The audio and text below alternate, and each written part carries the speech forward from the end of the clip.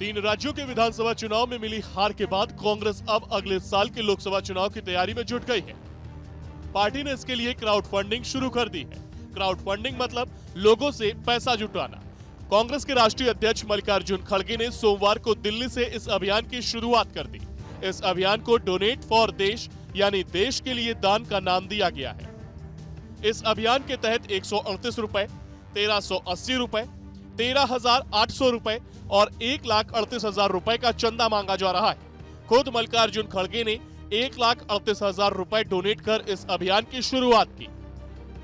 आज उसी क्षण को पुनर्जीवित करने के लिए खड़गे जी आज लॉन्च कर रहे हैं डोनेट फॉर देश।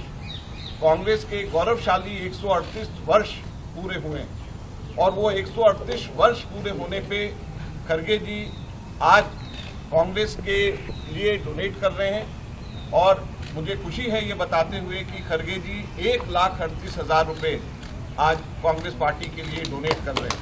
कांग्रेस का ये अभियान पार्टी के 138वें स्थापना दिवस यानी 28 दिसंबर तक ऑनलाइन रहेगा। इसके लिए एक ऐप तैयार किया गया है। उसके बाद कांग्रेस कार्यकर्ता घर घर जाएंगे और प्रत्येक बूथ में कम से कम 10 घरों से 138 रुपए की डोनेशन राशि ली जाएगी।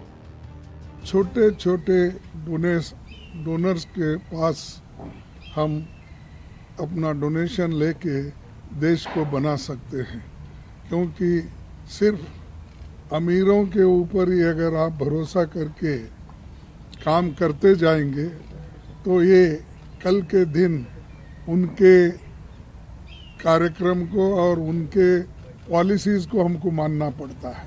दूसरी तरफ बीजेपी नेता और केंद्रीय मंत्री किरण रिजिजू ने ट्वीट कर इसे डोनेट फॉर डायनेस्टी यानी वंशवाद के लिए चंदा बताया। कांग्रेस भले पिछले 9 साल से केंद्र की सत्ता से बाहर है, कई राज्यों के चुनाव हार चुकी है, लेकिन हकीकत ये भी है कि लंबे अरसे तक कांग्रेस पार्टी ने देश पर राज किया है। कुछ साल पहले तक अधिकतर राज्यों में भी कांग्रेस की सरकारें ही हुआ करती थी।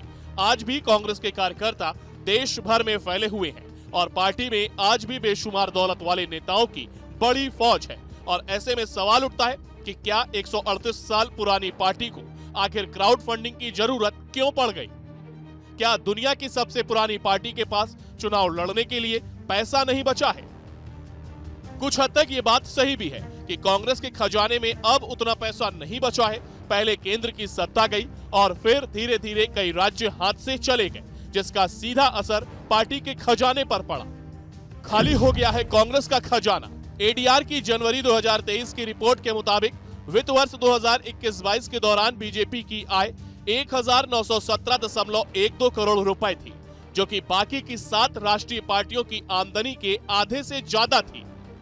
545 करोड़ की आमदनी के साथ ममता बनर्जी की तृणमूल कांग्रेस दूसरे नंबर पर है, जबकि कांग्रेस 541 करोड़ के साथ तीसरे नंबर पर थी। मतलब कांग्रेस का फंड घटा है, इससे कोई दो राय नहीं है। लेकिन ऐसा भी नहीं है कि पार्टी के पास चुनाव लड़ने के लिए पैसा ही नहीं है।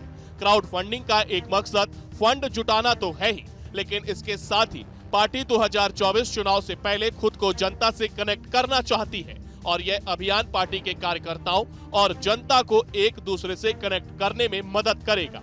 इस अभियान के ऑफलाइन प्रोग्राम के तहत कांग्रेस कार्यकर्ता घर घर जाएंगे और चंदा मांगकर यह एहसास दिलाएंगे कि कांग्रेस उनकी ही पार्टी है और उन्हीं के सहयोग से चलती है।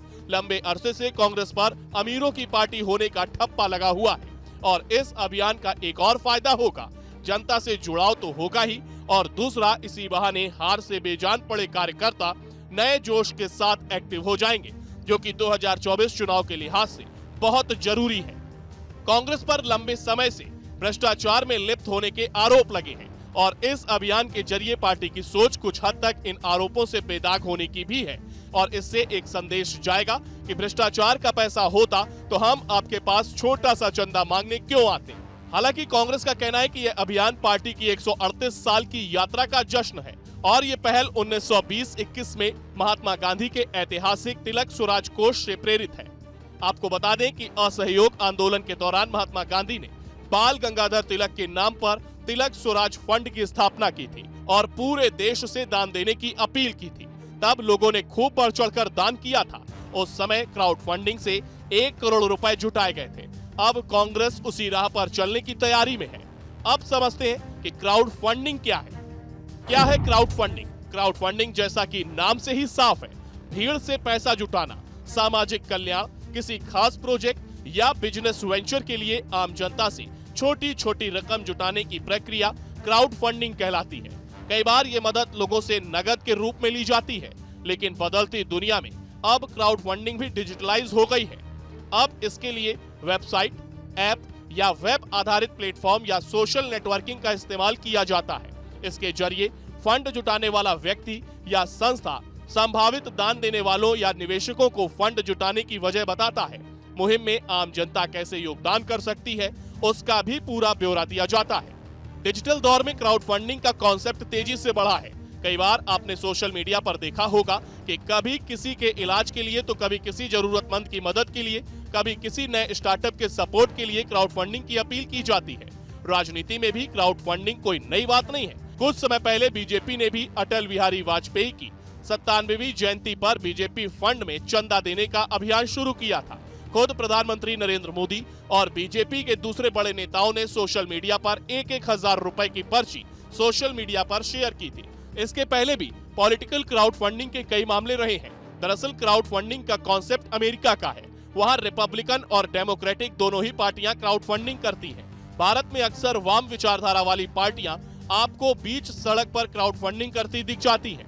अब देखना होगा कि कांग्रेस को इस क्राउड फंडिंग से कितना फायदा होता है, पार्टी फंड में कितना पैसा जुटता है और आम जनता से पार्टी कितना कनेक्ट कर पाती है।